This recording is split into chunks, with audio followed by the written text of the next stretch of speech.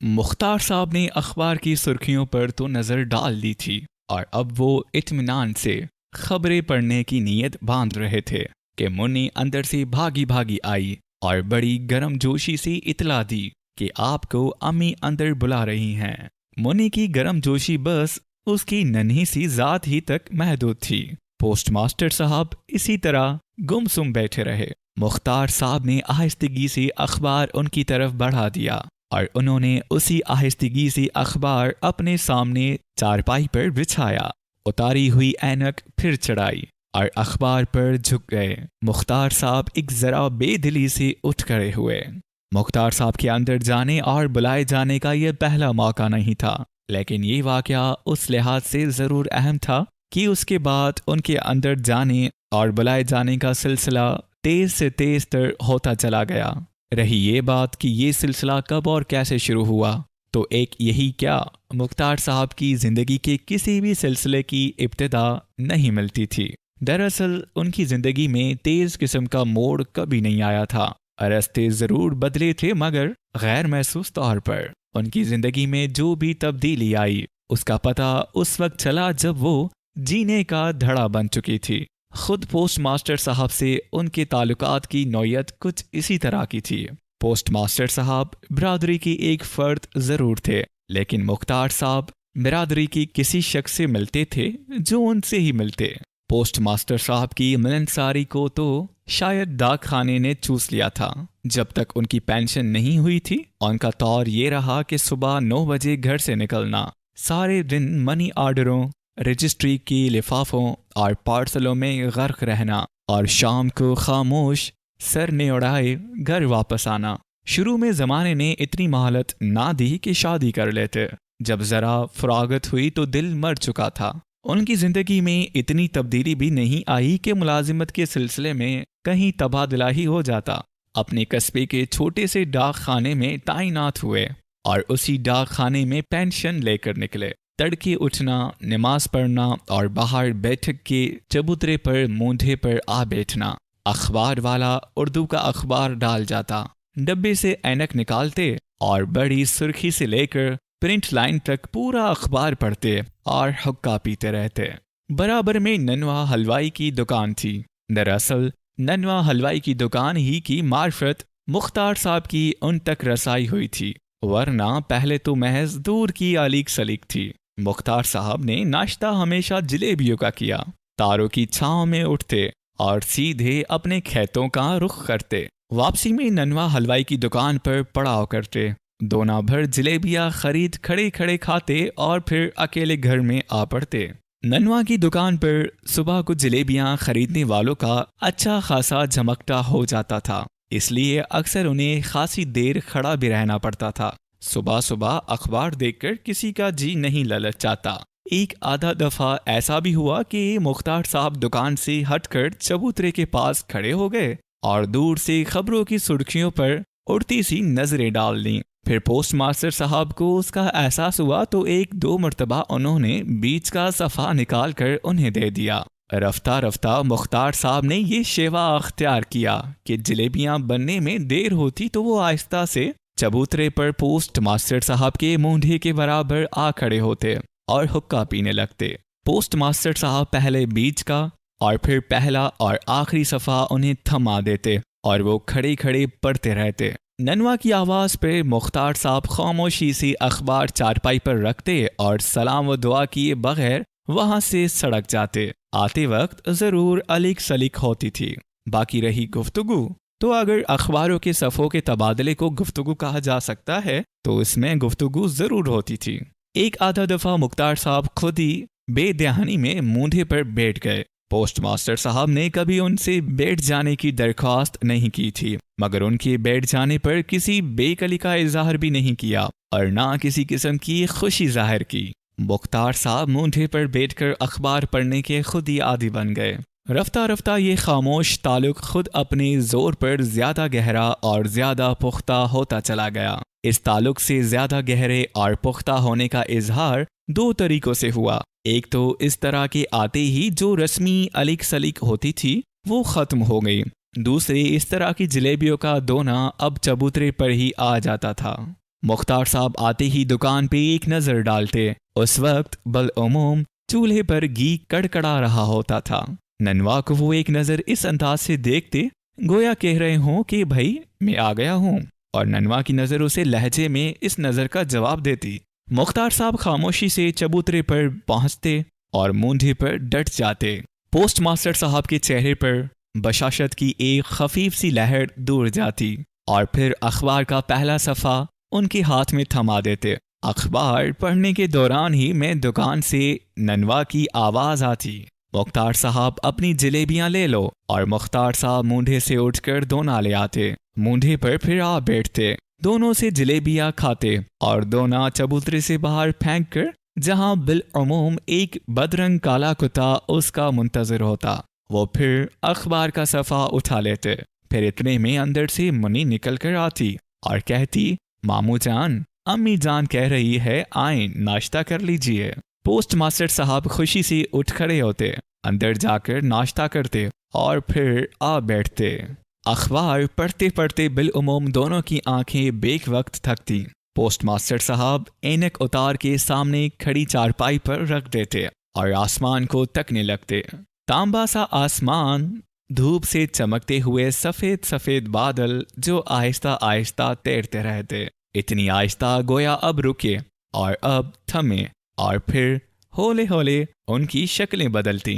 Africa का जुनूबी हिस्सा, खलीज का बंगाल, लोमड़ी। पोस्ट मास्टर साहब बड़ी आहिस्तगी से गोया अपने आप से कह रहे हों, कहने लगते, बड़ी घुमस है, मी पड़ेगा। और मुख्तार साहब होले से गोया अपने आप को जवाब दे रहे हों, बोल उठते, इस वक्त बारिश हो गई तो फसल बड़ी अच्छी हो जाएगी। फिर खामोशी छा जाती। पोस्ट मास्टर साहब इसी तरह आसमान को तकते रहते और मुख्तार साहब ऊँघने लगते, आंखें बंद होने लगती, सर झुकने लगता और फिर अचानक चौंक पड़ते। इनका हाथ चेहरे की तरफ उठ जाता। इस दफ़ा इतनी मक्खियाँ न जाने कहाँ से आ गई हैं, और जवाब में पोस्ट मास्टर साहब बड़बड़ाने लगते, दिन को मक्खियाँ, रात को मच्छर, एक पल को नींद नहीं आती, जान ज़ेक में है। धूप रेंगती रेंगती चारपाई की पायंती से आ लगती। मुख्तार साहब बड़बड़ाते हुए उठ खड़े होते, तपश हो गई। पोस्ट मास्टर साहब मूंढे उठाकर दालान में डालते, फिर चारपाई और हुक्का उठाकर दालान के अंदर वाली कोठरी में ले जाते, फिर अंदर जाते। बेवा बहन खाना सामने लाकर रख देती, खामोशी से खाना खाते और कोठरी में जाके सो रहते। मुख्तार साहब खाली हाथ ही आते थे और खाली हाथ ही जाते थे, मगर भुट्टों के ज़माने में कभी कभी ऐसा भी हुआ कि वो चलते चलते खेत से 3-4 भुट्टे तोड़ लाते, और जब मुन्नी बाहर आती तो उसके हाथ में थमा देते। फिर जाड़ों में 1-2 मरतबा उन्होंने रस के घड़े भी भिजवाए थे। शायद उसकी खीर की तकरीब ही से उन्हें अंदर जाने का इत्तेफाक हुआ था। मुख्तार साहब ऐसे बुजुर्ग ना सही, मगर बुजुर्गों वाली संजीदगी चेहरे पे आ चली थी। कंपटी के आसपास के बाल खासी तादाद में सफ़ेद हो गए थे। सर के आगे के बाल उड़ जाने की वजह से पेशानी खासी कुशादा हो गई थी और होती चली जा रही थी। मुख्तसर ये कि वो बूढ़े तो नहीं हुए थे, मगर बुढ़ापे का दौरा ही कहना चाहिए। इस उम्र में बिरादरी के मर्दों से बिलउमूम पर्दा उठ जाया करता है। फिर भी मुख्तार साहब जब भी अंदर आए, रुकैया एक ज़रा घूंघट निकाल लेती थी। उस वक्त वो मशीन पर कपड़े सी रही थी। मुख्तार साहब को आते देखकर उसने हाथ रोका और आहिस्ता से घूंघट निकाल लिया। अजी आपको मुबारक हो, अकेले ही अकेले बेटी का ब्याह कर आए, हमें झूठों भी ना पूछा। रुकैया ने शादी का जिक्र बड़ी गर्म जोशी से छेड़ा था, मगर मुख्तार साहब ने बड़ी मुर्दा दिली से जवाब दिया, अजी ब्याह व्याह का है 4 बोल निकाह के पड़ गए, बस ठीक है। अरे वाह, ये बचने का अच्छा बहाना है। रुकैया ने इसी जोश से बात की। ना मुख्तार साहब, हम ना मानेंगे। ब्याह में ना बुलाया तो अब मुंह मीठा भी ना करोगे। और मुंह मीठा करने की बात करते हुए उन्होंने यकायक एक सवाल किया, अजी जहेज में क्या क्या दिया? जहेज क्या था? जहेज वहेज कौन सा छकड़ा भर के सोना दे दिया? ए है ये क्या बात हुई? छकड़ा भर के सोना तो राजा महाराजा भी नहीं देते। अल्लाह रखे बाप साहब जायदाद है, भैया भी कमा रहा है, जहेज क्या ऐसा वैसा होगा? और हाँ, महर कितने का बंधा? रुकैया ने जहेज की बात करते करते एक और सवाल कर डाला। जहेज, मुख्तार साहब सट पटाए और फिर इसी बेइतनाई से बोले, बीबी मुझे तो महर वहर का पता नहीं। ए लो, कैसी बेटी के बाप हैं, आपको महर का पता नहीं है? रुकैया ने ताज्जुब का इजहार जरूर किया, लेकिन उसे कोई खास ताज्जुब नहीं हुआ था। बीवी बच्चों से मुख्तार साहब की बेइतनाई कोई ढकी छुपी बात तो नहीं थी। ये बेइतनाई कोई नई ना थी। इनकी उम्र इतनी ही थी जितनी उनकी शादी की। माँ बाप ने शादी कर दी, उन्होंने शादी कर ली। शादी के खिलाफ ना तो उन्होंने एहतजाज किया और ना इसके बारे में गर्मजोशी दिखाई। सहरा बन गया, दुल्हन घर में आ गई और बेइतनाई बरकरार रही। शादी के शुरू के ज़माने में बीवी बेशक घर ही में रही थी, मगर जब बच्चों ने होश संभाला तो उन्होंने अपने आप को नाना के घर में पाया। अलबत्ता बड़े लड़के जाहिद के जहन में बाप के घर का एक धुंधला सा नक्शा ज़रूर मौजूद था। मुख्तार साहब को ना तो बीवी से कोई ख़ास रग़बत थी, ना औलाद का चाव पैदा हुआ। हर महीने बाकायदगी से खर्च ज़रूर भेज देते थे, मगर खुद कभी महीनों भी जाके नहीं भटकते थे। तेज त्योहार के मौके पर जाते भी तो बतौर मेहमान। अपनी औलाद की तकरीबों में हमेशा इस अंदाज से शिरकत की जैसे रिश्तेदारों की तकरीबात में शरीक होते हैं। और औलाद बल्कि खुद बीवी भी कुछ यही समझती कि कोई रिश्तेदार आया हुआ है। 2-4 दिन टिकते और बगैर किसी वजह के चल खड़े होते। बीवी से जोर शोर की लड़ाई कभी नहीं हुई। बाहिमी कशीदगी खफकीगी हद से कभी आगे नहीं बढ़ी और अब वो बेइतनाई की शक्ल में मुस्तकिल होकर रह गई थी। बीवी बाप के घर को अपना घर समझती थी और जवान औलाद के साथ खुश थी। मुख्तार साहब बीवी से कोसों दूर अपने शहर में अकेले मकान में मुतमैन थे और किसी दूसरे वजूद की ज़रूरत महसूस नहीं करते थे। गाड़ी के दोनों पहिए अपनी अपनी राह चल रहे थे और बगैर किसी हादसे के खदशे के जब कोई काज होता तो मुख्तार ने जाहिद से कह देती कि बेटा अपने बाप को भी खत लिख दे और हाँ ये भी लिख दीजिए कि अब के रुपए ज्यादा भेजे। बेटी रुकैया की शादी पर भी यही हुआ। जाहिद ने शादी की तारीखों से इतला दे दी थी। मुख्तार साहब शादी से 2 दिन पहले पहुंच गए थे। ये अलग बात है कि बाहर वालों ने ब्याह के घर में सबको चलते फिरते लपकते झपकते देखा और नहीं देखा तो मुख्तार साहब को। बारात का इस्तकबाल करने वालों की क़यादत दुल्हन के नाना कर रहे थे। दुल्हा के बाप ने कई मर्तबा मुख्तार नी से तकाजा भी किया कि अजी हमारे समधी कहाँ हैं। मुख्तार नी ने हर मर्तबा यही जवाब दिया कि यही कहीं होंगे, मगर एक मर्तबा जल कर के ही दिया कि अजी वो तो मांसगंध हैं, कहीं कोने बचाले में अलग पड़े होंगे। मगर दरअसल वो इस वक्त किसी कोने बचाले में नहीं थे। जिस किसी का बावर्ची खाना में गुजर हुआ उसने एक संजीदा सूरत उधेड़ उम्र के शख्स को मूंढे पे गुम मथान बने हिस्से की ने होठों में दबाए देखा। ये उन्हें निकाह के वक्त पता चला कि ये बेटी के बाप हैं। निकाह के बाद मुख्तार साहब फिर गायब हो गए और रुखसती के वक्त तक किसी को नजर नहीं आए। मुख्तसर ये कि मुख्तार साहब ने शादी खुद नहीं देखी। रुकैया को क्या बताते और क्या हाल सुनाते। उसका ज़ौक़े जस्तजू प्यासा ही रहा। उसने हार कर शादी के मुतालिक पूछ-गूछ ही ख़त्म कर दी और दूसरी बात शुरू कर दी। मुख्तार साहब अब बेटी का बोझ उतर गया है, अब बेटे का भी ब्याह कर डालिए। बहुत कमाई खाई आपने इसकी। दरअसल ये जिक्र रुकैया को शादी का तमाम अहवाल सुनने के बाद छेड़ना चाहिए था, मगर मुख्तार साहब की तरफ से मायूस होकर उसे चंद बातों के बाद ही ये जिक्र छेड़ देना पड़ा। मुख्तार साहब ने उस पर भी ऐसी गर्मी का इजहार नहीं किया। कदरे बेजारी से बोले, अजी हम कौन ब्याह करने वाले, खुद ब्याह करेंगे। रुकैया ने बात को दूसरा ही रंग दे दिया। कहने लगी, हाँ असली बोझ तो बेटी का होता है, बेटों का क्या है, लड़का लायक हुआ अच्छी लड़की हर वक्त मिल जाती है।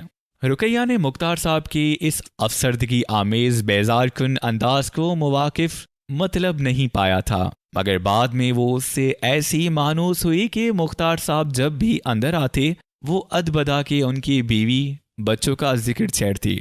कभी कहने लगती, अजी अब आप बेटी को कब बुलवा रहे हैं, ससुराल में उसका जी नहीं घबराता होगा, पहली दफा छुट्टी है। मुख्तार साहब बड़ी सर्द महरी के साथ आहिस्ता से कहते, आ जाएगी, और फिर चुप हो जाते। फिर रुकैया जाहिद की शादी का जिक्र छेड़ देती। अजी, हमने सुना है कि आपके जाहिद की मंगनी हो रही है। हो रही होगी, उसकी माँ जाने। मुख्तार साहब इसी सर्द महरी के साथ आहिस्ता से कहते और फिर ऊँघने लगते। रुकैया फौरन बोलती, अजी ये क्या बात कही आपने कि इसकी माँ जाने? आखिर आप भी तो बाप हैं, बाप क्यों न जाने? मुख्तार साहब ठंडी सांस भरते हुए कहते, अजी कौन बाप वाप, ना हम किसी के बाप, ना हमारी कोई औलाद। ए लो, ये अच्छी रही। और रुकैया को एक अजीब सी नामालूम किस्म की आसूदगी महसूस होती। मुख्तार साहब का जिक्र का आना जाना रोज बढ़ता ही गया, लेकिन इतनी आहिस्तगी से कि उसका एहसास ना तो पोस्टमास्टर साहब को हुआ, ना रुकैया को, और ना खुद उन्हें। अखबार पढ़ते पढ़ते वो आहिस्तगी से हुक्के की ने होठों में दबा लेते। निगाहें अखबार से हटकर सामने वाली दीवार पर जम जाती। आहिस्ता आहिस्ता हुक्के का घूंट लेते। दीवार पर नजरें जमी रहती और किसी गहरी सोच में डूब जाते। अचानक मुन्नी किसी तरफ से खेलती हुई आ निकलती और वो ख्यालात की रूह को एक तरफ झटक कर सवाल करते, बेटी तेरी माँ क्या कर रही है? और जवाब का इंतजार किए बगैर इसी तरह हाथ में अखबार लिए हुए उठते और आहिस्ता आहिस्ता कदम उठाते हुए अंदर चले जाते। रुकैया का वो पहले वाला हिजाब खत्म हो चुका था। घूंघट छोटा होते होते बिल्कुल खत्म हो चुका था। हाँ, सर खुला होता और वो अक्सर खुला होता था तो मुख्तार साहब को देखकर ढक लिया जाता। फिर रफ्ता रफ्ता एहतियात सीने तक महदूद होकर रह गई। रुकैया का जिस्म ढल गया था, लेकिन ढलता हुआ दिन भी अपना अलग हुस्न रखता है।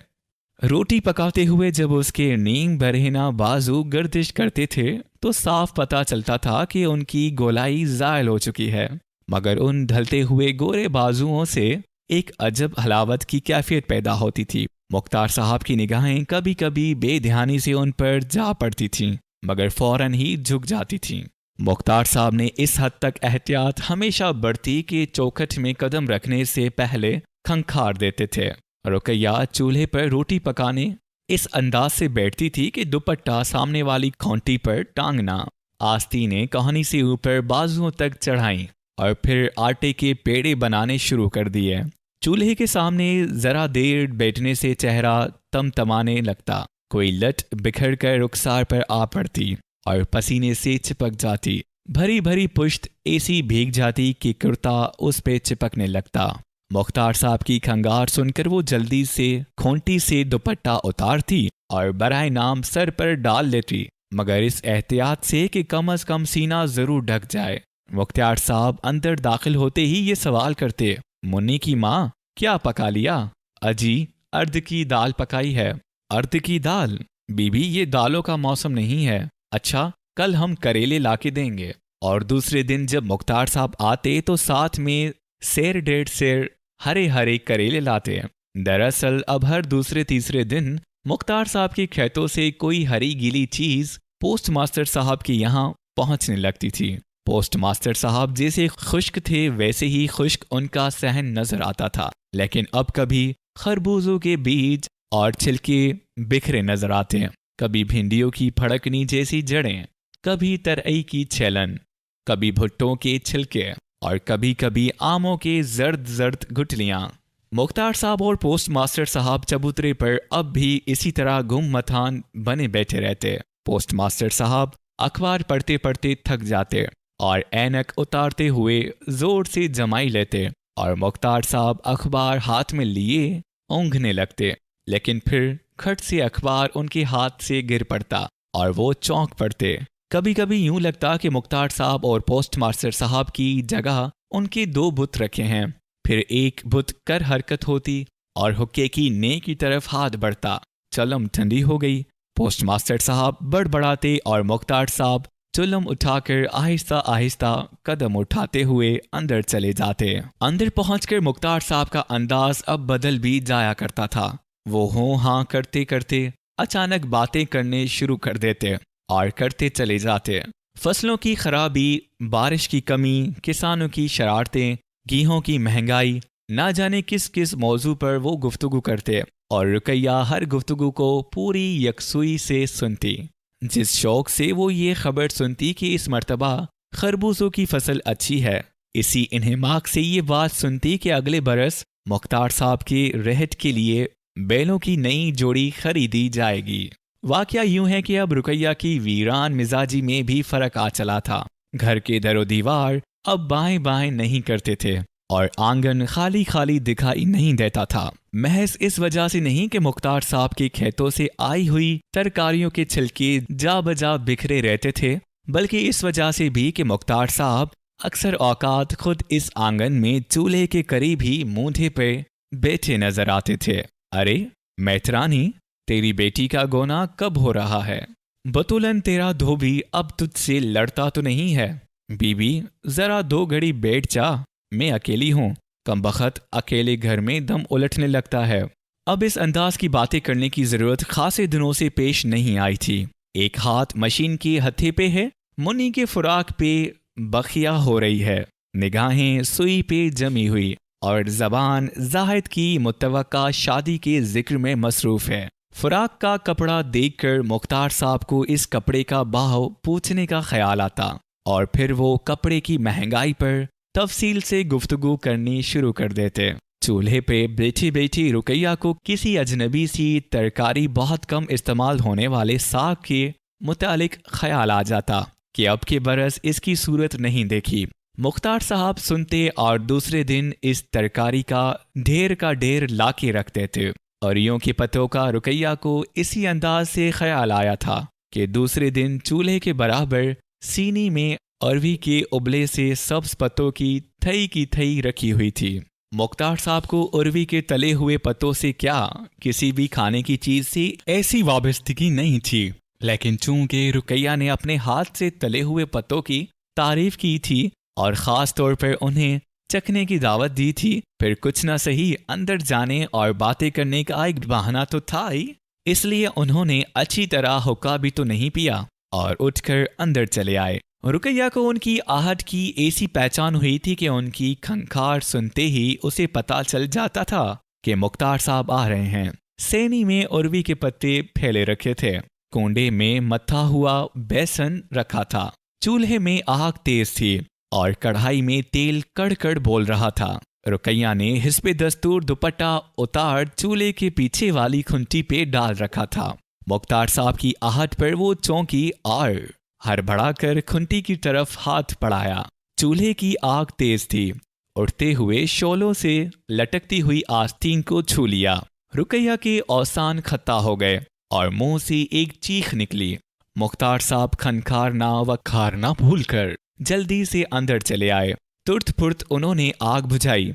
आग ऐसी ज्यादा तो नहीं लगी थी, बस आस्तीन जली थी और पूरे बाजू पर सुर्ख सुर्ख उबले पड़ गए थे। मगर रुकैया के हवास ऐसे गुम हुए थे कि सुध बुध की खबर ना रही। मुख्तार साहब कहने लगे, कोई बात नहीं है, अभी ठीक हो जाएगा, चूल्हे से उठ जाओ। रुकैया चूल्हे से उठकर चारपाई पर आ बैठी। पास ही पानदान रखा था। मुख्तार साहब ने जल्दी से पानदान खोलकर हथेली पे सारा चूना उलटकर रुकैया के बाजू पर मल दिया। जहां जहां आबले नजर आए वहां वहां खूब लेप कर दिया और फिर बोले कि बस अब आराम करो, अल्लाह ने चाहा तो थोड़ी देर में बाजू बिल्कुल ठीक हो जाएगा। और मुख्तार साहब खुद उठकर बाहर चले गए। मुख्तार साहब दूसरे दिन हिस्बे दस्तूर अपने वक्त पे आए, जलेबियां खाईं, अखबार पढ़ने लगे, हुक्के के 2-1 घूंट लिए। फिर उन्हें ख्याल आया कि कल रुकैया का बाजू जल गया था और उस ख्याल से साथ वो उठकर हमेशा की तरह आहिस्ता आहिस्ता कदम उठाते हुए जनान खाने की तरफ चले गए। रुकैया उस वक्त चौकी पर बैठी सीने की मशीन चला रही थी। मुख्तार साहब की आहट सुनकर उसने शाने पर बाकायदगी से दुपट्टे को सरकाकर सीने तक नीचा किया और फिर मशीन चलाने में मसरूफ हो गई। उल्टे हाथ की आस्तीन बगल के करीब तक चढ़ी हुई थी और उस पर चूने का लेप जो अब खुश्क हो चुका था उसी तरह चढ़ा हुआ था। मुख्तार साहब पूछने लगे, कोई तकलीफ तो नहीं होती अब? नहीं, रुकैया ने मशीन चलाते चलाते कहा। अजी ये तो तेज बदहफ इलाज है, कैसा ही आदमी जल जाए चूना लगाइए बस फौरन ठंडक पड़ जाती है। अजी अल्लाह ने खैरी कर दी, रुकैया कहने लगी। मैं तो समझी कि बस मैं जल ही गई। हाँ, बुरा वक्त आते देर नहीं लगती। खैर, आज बाजू को धो डालना, कोई फिक्र की बात नहीं है। रुकैया ने सुई का उलझा हुआ धागा दुरुस्त किया और फिर मशीन चलानी शुरू कर दी। मुन्नी बहुत देर से चुपकी बैठी बातें सुन रही थी। बाजू के सफेद लेप को देखकर पूछने लगी, अम्मी जी, आपके ये भभूत मला किसने है? रुकैया इस सवाल पर कुछ चौंक सी पड़ी। मशीन के हत्थे को घुमाता हुआ हाथ रुक गया। उसने बाजू को देखा और जल्दी से दुपट्टा का आंचल उस पर डाल लिया। मुख्तार साहब की अखबार पे जमी हुई आंखें ऊपर उठ गईं। रुकैया की घबराई हुई आंखें मुख्तार साहब की आंखों से बस एक लम्हे के लिए लड़ी होंगी और फिर मशीन की सुई पर झुक गईं। मशीन तेजी से चलने लगी। कानों की लवी लाल पड़ गईं। एक लट सुर्ख होते हुए रुखसार पर आ पड़ी और चूने से लपे हुए पूरे बाजू में एक सनसनी सी दौड़ गई। मुख्तार साहब की नजरें फिर अखबार पर जम गई थीं, मगर शायद वो कोई खास खबर नहीं पढ़ रहे थे। चूने के लेप करने का पूरा अमल उनकी आंखों के सामने फिर गया और उनकी उंगलियों में एक नरम और शीरीन सी कैफियत मुनमुनाती हुई सी महसूस हुई। वो चंद मिनट तक अखबार पर नजरें जमाए बैठे रहे और फिर खंगार के आहिस्तगी से उठे और इधर उधर देखे बगैर बाहर चले गए। एक सरवर की कैफियत, कुछ शर्मिंदगी सी, एक निदामत का सा एहसास, उसके साथ एक अजीब किस्म की मसरत, तबीयत में आहिस्ता आहिस्ता पैदा होती हुई एक महक, उंगलियों और मुट्ठियों में शीरनी सी घुलती हुई, पूरों में नरमी और गर्मी की किसी अजीब सी इम्तिजाज को छूने का एहसास। मुख्तार साहब अजब आलम में घिर पहुंचे। रास्ता कैसे कटा, किन किन गलियों से वो निकल कर आए, किसी दुकानदार ने उन्हें सलाम किया, किसी बात का उन्हें पता न चला। हाँ, मगर घर पहुंचकर ये पूरी कैफियत पल भर में ज़ायल हो गई। जाहिद बिल्कुल गैर मुतवक्का तौर पर आया था। बेटे को देखकर वो खुश हुए हों या ना हुए हों, हैरान बहुत हुए। मेरा तबादला हो गया है, बाऊजी बीमार हैं, घर पे उनकी कोई खबर लेने वाला नहीं है, आप थोड़े दिनों को वहां चले चलें। मगर मैं तो मुख्तार साहब ने जवाब ना बन पड़ा। घर अकेला? हाँ, फसल तैयार खड़ी है। जाहिद बिगड़कर बोला, देखा जाएगा फसल वसल का, आखिर घर पे कोई तो देखभाल करने वाला हो। रुकैया रात की खड़ी चारपाई पे बहुत देर तक करवटें बदलती रहीं। एक अजब सा इस्तराब, एक मुबहम खौफ और इस खौफ और इस्तराब की तह से उभरती हुई हसरतें, जिस्म में सुलगने की धीमी धीमी कैफियत बेदार हो चली थी। जिस्म जो सो चुका था, उस जिस्म को सुलाने के लिए उसे किस किस करब से गुजरना पड़ता था और तरसती हुई तबीयत पे कैसे कैसे जबर करने पड़ते थे। और जब जिस्म सो गया तो उससे ये भी याद ना रहा कि वो कभी बेदार भी था। चूल्हे की आग बिल्कुल ठंडी नहीं हुई थी, राख अंदर से गर्म निकली। उसे 10 साल पहले की बीती बातें फिर याद आ रही थीं, मगर एक धुंधला सा ख्वाब बनकर। कई मर्तबा उसका जी चाहा ये ख्वाब, इस ख्वाब का कोई मंजर फिर जिंदा हो जाए, मगर फिर उसका जी डूबने लगा और एक मलाल और अफसरदगी की कैफियत उसके ओत करते हुए जज्बे पर छाती चली जाती। सुबह को जब वो सोकर उठी तो उस पे खुद मलामती की कैफियत तारी थी। रात के प्रागंदा ख्यालात का जब उसे ध्यान आता तो शर्म से पानी पानी हो जाती और अपने आप पर नफरीन भेजने लगती। उसने पूरी कोशिश से इन ख्यालात को अपने जहन से खारिज किया। उल्टे बाजू को जैसे वो कल भी धो चुकी थी, एक मर्तबा फिर धोया। बाजू ठीक हो गया था, बस कहीं कहीं दुखन बाकी थी। घड़ोंची पे से कल की खरीदी हुई तरैयां उठाएं और हंडिया के लिए उन्हें छीनने बैठ गई। उस वक्त उसकी जहनी हालत तकरीबन मामूल पर आ गई थी। एक दफ़ा यूं ही बेदहानी में उसे ख्याल आया भी कि मुख्तार साहब अब बैठे होंगे और अखबार पढ़ रहे होंगे, मगर फिर फौरन ही उसने इस ख्याल को जहन से खारिज कर दिया और तरैयां ज़्यादा इन्हमाक से छेलने लगीं। इतने में पोस्ट मास्टर साहब एक छोटी सी गुठड़ी लिए अंदर आए और चारपाई पे रखते हुए बोले, ये अंबिया मुख्तार साहब के घर से आई हैं और वो तो गए हुए हैं। गए हुए हैं? कहाँ? रुकैया ने तरई छीलते छीलते पोस्ट मास्टर साहब की तरफ नजर उठाई। पोस्ट मास्टर साहब आहिस्ता से बोले, मुख्तार साहब की अहलिया बीमार है, उनका बेटा आया था, साथ ले गया है, थोड़े दिन वो वहीं रहेंगे। चाकू तरई पे चलते चलते रुक गया। रुकैया पोस्टमास्टर साहब को तकने लगी, फिर फौरन ही उसकी नजरें अपने हाथ की तरई पर उतर आईं और चाकू आहिस्ता आहिस्ता चलने लगा। मुन्नी, वो आहिस्ता से बोली। जी अम्मी जी। मुन्नी, ये अंबियां अंदर दालान में रख दो। रुकैया की आवाज में उदासी की एक खफीफ सी धाड़ी शामिल थी। तरैयां फिर से छीलने लगीं। चाकू आहिस्ता आहिस्ता चल रहा था। पोस्टमास्टर साहब बाहर आकर फिर मूंढे पे बैठ गए। दूसरा मूंढा खाली पड़ा था। उन्होंने अखबार खाली मूंढे पे रख दिया और हुक्के की नेह होठों में ले ली, मगर चुल्लम ठंडी हो चुकी थी। हुक्के की नेह उन्होंने एक तरफ की, ऐनक की डिबिया से ऐनक निकाल कर लगाई, मूंढे पर रखे हुए अखबार के बीच का सफ़ा आहिस्ता से निकाला और पड़ी हुई खबरों को एक बार फिर देखना शुरू कर दिया।